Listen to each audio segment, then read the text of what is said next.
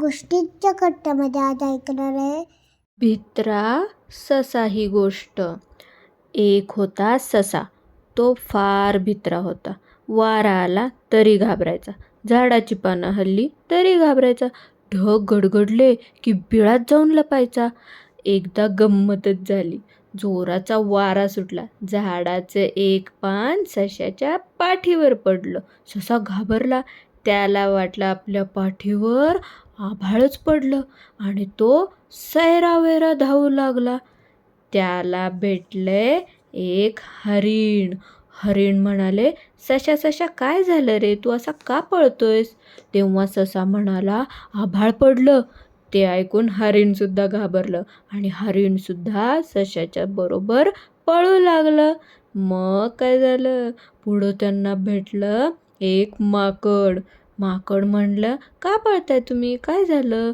तेव्हा हरीण म्हणालं, अरे बाबा आभाळ पडले, तू पण पळ. मग ते तिघं पण पळू लागले आणि मग ते काय झालं, त्यांना भेटला एक सिंह.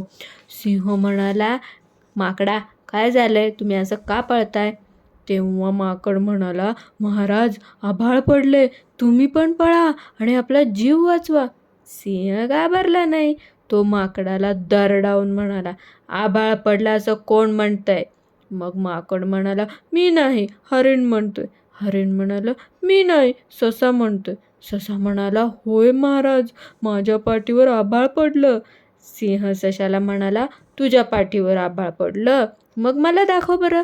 सशाने मागे वळून पाहिलं, पण आभाळ कुठेच दिसेना. सशाची फजिती पाहून सिंह को को हसायला लागला. माकड आणि हरीण सुद्धा हसायला लागलं आणि ते हसताना पाहून ससा घाबरला आणि तेथून धूम पळून गेला.